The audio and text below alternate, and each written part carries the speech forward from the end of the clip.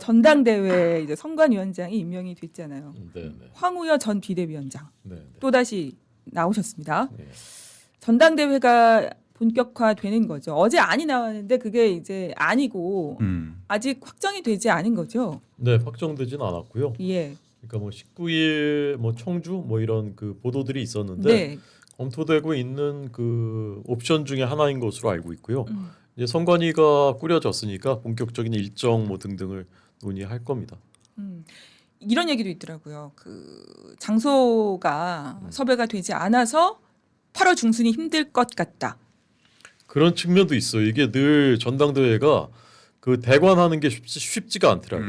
이렇게 많은 사람들이 모이는 곳을 일정을 잡기가 그렇게 많이 모이는 곳은 콘서트도 많고 요새 이제 콘서트장이 없어가지고 난리지 않습니까? 네네. 이제 그렇기 때문에 현실적인 그게 그 난점인데 그래서 전당대회를 꼭 그렇게 많은 사람들이 모여서 할 필요가 있냐 그렇죠. 이렇게 말씀하시는 분들도 있고, 그러니까 이제 지방에서 하는 것도 방법이다라고 이제 말씀하시는 분도 있고, 그 뭐 어떤 분들은 순회 경선을 하자 우리도 지역마다 돌면서 그때그때 경선을 하자 그런 아이디어를 내시는 분도 있는데 그것도 이제 당원 당규를 고쳐야 되는 사안이에요. 네. 그래서 그 이번에 적용하기는 어려울 것 같고 그래서 하여간 이르면 8월 중순 어쨌건 지금 그 지도부는 송원석 비대위원장께서는 이게 늦춰지면 안 된다. 어쨌건 당원들이 빨리 좀 체제를 개편해라라는 그건 확고하신 거죠. 네네 그런 그 요구를 많이 하시기 때문에 그것을 더 늦추는 거에 대해서는 좀 굉장히 부정적인 것으로 알고 있습니다.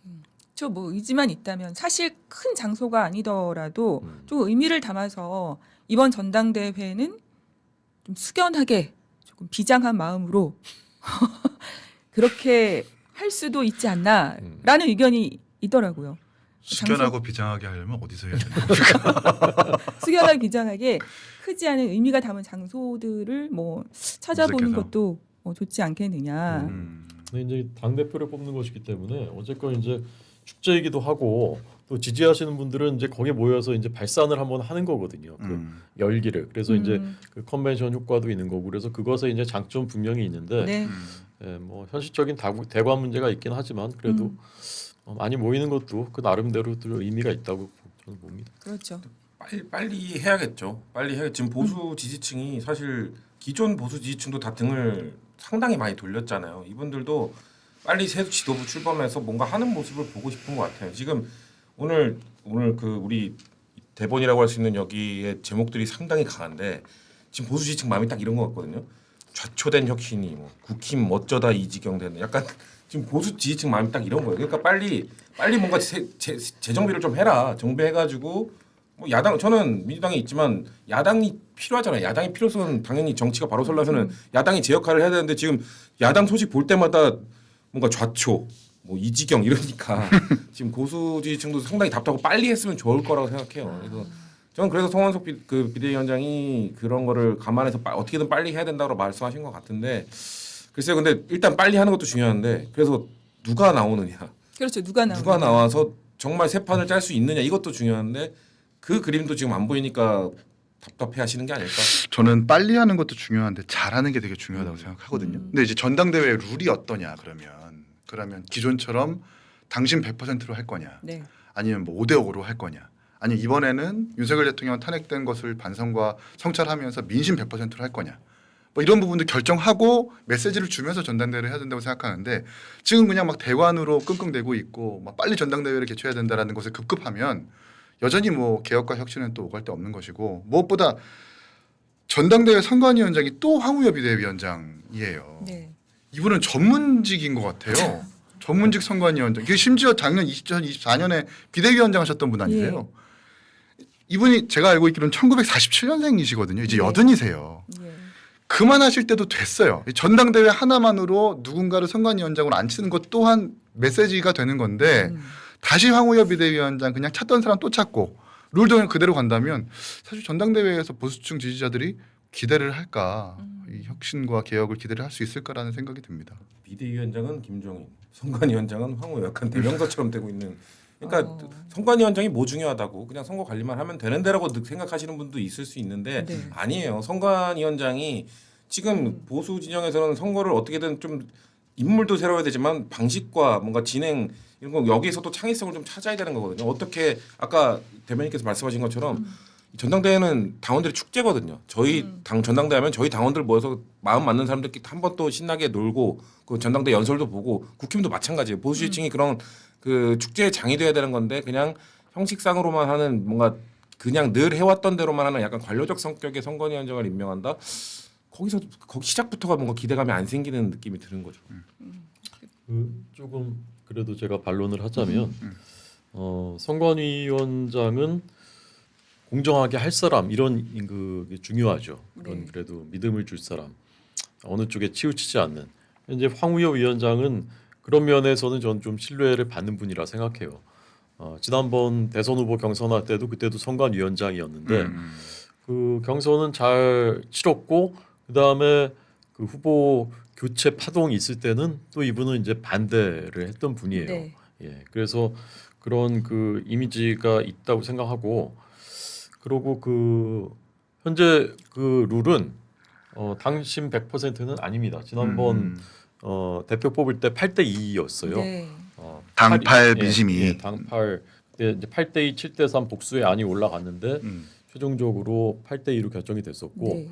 이번에도 8대 2냐 7대 3 정도냐 이 정도는 논의 가능성이 있다고 저는 있으나. 보고요. 그리고 보면 크게 차이가 나지 않아요. 이 당심과 민심이. 당심은 70만 명이나 되는 당원들이 투표하는데 이 당원들이 굉장히 전략적으로 판단을 하시더라고요. 그때 네. 보면 이게 누가 뭐 오더한다고 이게 따라오는 것도 아니고 그다음에 이제 민심은 결국 이제 그 역선택이 방지가 적용되거든요. 네. 그래서 저희 당과 중도층까지만 여론조사해서 들어가는 건데 거기에 크게 뭐 비슷하더라고 패턴이 지금까지 보면은 그래서 이게 아주 결정적인 뭐 그 변수가 되지는 않는다고 저는 봅니다. 한 가지 짧게 첨언하자면 역선택 방지 조항 한번 전면적으로 검토해야 될 필요는 있을 것 같아요. 어떤 점 때문에? 그러니까 역선택 방지 조항은 사실 여론조사 받는 사람이 내가 이 당 마음에 안 드니까 이 당한테 불리한 후보를 찍겠다라는 그 전제로 역선택 방지 조항을 삽입하는 건데 보통 여론조사에 응답하는 사람들 안 그러거든요. 아주 미미해요. 그 여러 연구 결과에서도 그렇게 응답하는 사람들은 정말 소수라는 결과가 나와 있고 그리고 내가 민주당을 지지하지만 국민의힘에서 개혁적인 후보를 지지할 수 있는 거거든요. 사실 그걸 인정하고 들어가야지만 국민의힘이든 어떤 정당에 더 넓은 어떤 민심을 받아러 나아가는 건데 계속 역선택 반지 조항 조항하고 중도층 내지는 국민의힘 지지층한테만 물어보면 결과적으로 저희도 그렇고 민주당도 그렇고 똑같은 역선택 반지 하면은 방구석 여포 정당 되는 거예요. 그러니까 그것을 빨리 좀 전면적으로 검토를 한번 하는 계기가 있어야 되지 않을까 하는 생각이 듭니다.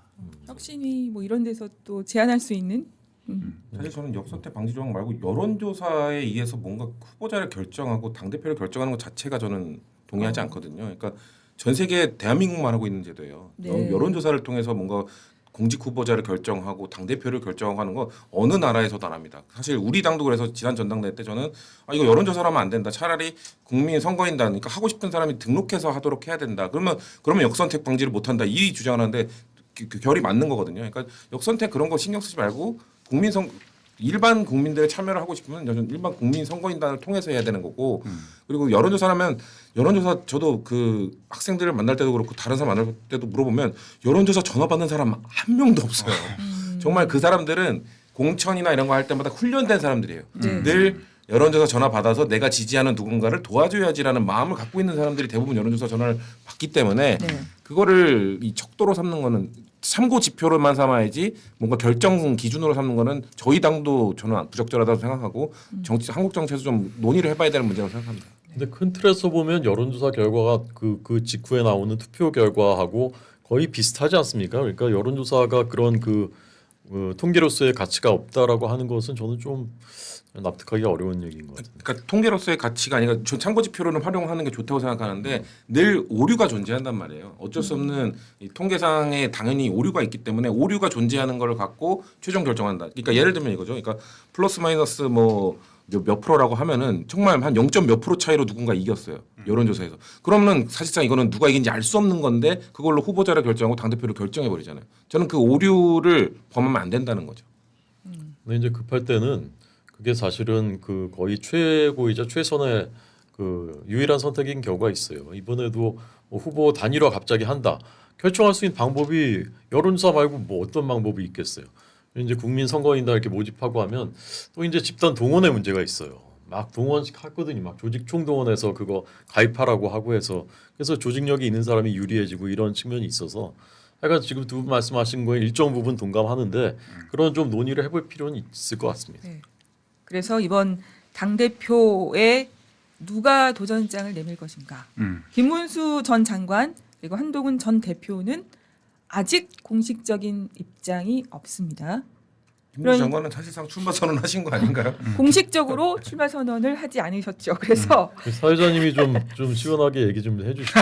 공식적인 아 그럼 비공식적으로 준비를 하고 있다는 공식적인 그 출마 선언을 하지 않고 있죠. 그래서 그러셨잖아요. 안철수 의원께서 저울질 그만 좀 그만해라. 하고 좀 나오십시오. 이렇게 얘기를 하셨잖아요. 그러니까 이게 전당대회 일정이 명확하게 나오지 않으니까 두 분 다 뭔가 명확한 입장을 안 내놓으신 것 같아요. 사실상 그 양강 구도가 될 것 같은데 어떻게 보십니까? 양강구도라는 건 누구를 말씀하시는 거예요? 김문수 전 한동훈 장관과 한동훈 음. 그렇게 생각하지 않으십니까? 약이다, 일약이다, 유일하게 공식 선언하는 분이 일중이다, 일중이다. 그건 오늘 그 여론조사 아까 여론조사 말씀하셨는데 네. 예, 쭉 해놓고 한 그 결과가 있더라고요. 음. 여론조사 결과를 봤더니 나왔나요? 뭐 나왔더라고요. 좀 알려주시죠. 그래서 오늘 발표됐어요? 제가 어. 저기 자 발표가 있더라고요. 네, 그래서 궁금해서 뭐 조원 CNI 예, 네 말씀해 있죠. 주시죠. 그거 하려면 뭐 1000명 이런 거 다 얘기해야 되잖아요. 예, 그 말씀하시면 유튜브를 안 하셔도 됩니다. 그 김문수 22.9%, 한동훈 16.6%, 나경원 7.3%, 안철수는 안철수가 그외 후보 10.5%인데요. 그 조사 시기가 그래서 아마 맞지 않을 조사 거예요. 시기가 언제예요? 네, 조사 시기가 아 그럴 수 있겠네. 잠깐만. 예. 조사 시기가 지난 아무래도 주- 어제 네. 어제니까 그러니까 당장 예. 사퇴한 게 어저께 엊그제 5일부터 이야기 5일부터 7일까지니까 그러네요. 예. 반영이 안 된 거죠. 예, 반영이 안 된 겁니다. 거죠. 아 그러면 안철수 의원의 당 대표 출마 선언이 이 구도에 영향을 미칠 것이다라고 보시는 거죠. 세 분께서는 어떻게 생각하십니까? 저는 이제 3강 구도로 재편될 거. 그러니까 한동훈 대표가 출마 선언을 하게 되면 예. 3강 구도로 자리 잡을 거라고 보고요. 안철수 후보가 대표적인 그러니까 탄핵 찬성파잖아요. 네. 그런데도 불구하고 국민의힘 주류 의원 내지는 당원들한테 지지를 받았습니다. 그거는 대선 과정에서 그 조직에 정말 열심히 하고 충실했기 때문에 탄 찬파든 탄 반파든 고루 지지를 받았던 이유라고 저는 생각을 하거든요. 근데 그러면서 이번 전당대회 혁신이 논란 생기고 전당대회 출마를 하게 됐는데 그 강점을 잘 살려가지고 3강 구도로 재편될 거라고 봐요. 저는 여기서 하나 이제 리스크라고 한다면 한동훈 대표의 출마 여부인데 한동훈 대표 측근들과 제가 좀 연락을 해보고 취재를 해보니까 네. 나오지 않는다라는 쪽으로 기울고 있다라고 해요. 왜냐하면 한동훈 대표가 일단 지금 계산기를 두드리고 있는 것도 맞고 지금 윤상현 의원 뭐 압수수색 받고 이러잖아요. 네. 정확하게 지금 구체적으로 사정정국으로 가고 있는 상황인데 누가 대표가 된들 내년 1월까지 사정정국은 계속해서 이어질 거고 특검이 이어지는 동안 네. 그리고 특검이 끝나는 시기가 1월인데 그 다음 달은 2월부터 지방선거 예비후보 등록이에요. 그러면 내년 지방선거는 분명히 특검의 영향을 받을 수밖에 없습니다. 그런 상황에서 새로운 어떠한 좋은 대표가 임명되어서 활동을 한들 그 물리적인 한계를 벗어날 수 없다고 판단하기 때문에 한동훈 대표가 출마하지 않는다라는 의견들을 많이들 얘기를 하더라고요. 그래서 저는 김문수 후보나 안철수 후보 두 사람의 어떤 대결로 이어지지 않을까라는 생각이 듭니다. 두 사람의 대결로 갈 것 같다. 어떻게 보십니까?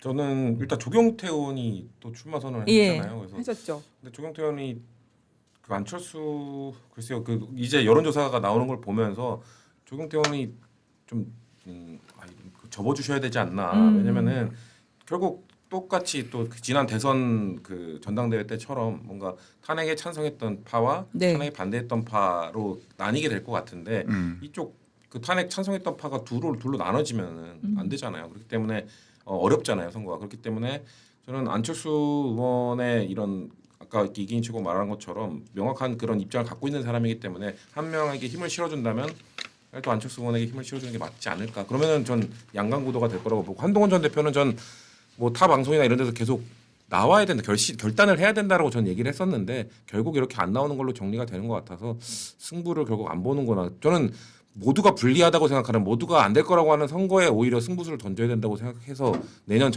지방선거가 지금 야당이 안 좋은 판으로 흘러간다 하더라도 그럴 때 누군가가 도전을 해야 된다고 생각했는데 한동훈 전 대표가 결국 용기를 못 내시는 것 같네요. 근데 지금 모를 일이라고 저는. 이게 언제적 그 업데이트가 어제까지인가요 혹시? 네, 어제 그제. 어제 그제. 아무래도 거기 이제 같이 활동했었던 사람들과 가깝기 때문에 예. 익히 많이 듣는데 한동훈 대표가 계산기를 많이 두드리고 있다라는 얘기를 항상 들어왔지만 사정정국 본격화되면서 이거 분리하겠다. 특검 끝나는 과정에서 특검 끝나는 시기가 지방선거 이제 시작 시기이기 때문에 어떤 대표가 돼도 이건 분리하다. 굳이 여기서 내가 이 지방선거 패배의 어떤 책임을 뒤집어 쓸 이유가 없기 때문에 안 나가겠다라는 의견적으로 기울고 있다고 저는 들었어요. 근데 어제 안철수 이 의원이 당 대표 출마를 선언하면서 용기를 낸 거죠. 출마를 선언하면서 우리 한동훈 전 대표의 마음도 어떻게 될지 모르겠다. 오히려 반대로 내가 나가보겠다라는 생각이 더 드실 수도 있지 않나라는 의견이 있을 수 있을 것 같은데 보겠습니다. 어떤 분들 이제 전당대회의 일정이 나오면 바로 그 윤곽이 드러나지 않을까라는 생각이 들어요. 지금 속보가 나왔는데 윤희숙 쌍권 인적 쇄신 여부에 특정인이 칼 휘두를 권한을 당원이 준 적 없다. 이게 무슨 말일까요? 윤희숙 오늘 처음 나간 메시지잖아요. 이게. 자, 어떻게 생각하십니까? 그러니까 안철수 의원의 그 쌍권 이제 퇴출 여부에 그렇죠. 대해서 퇴출 여부에 반기를 든 거죠. 그리고 일단 속도 조절을 한 거라고 보고요.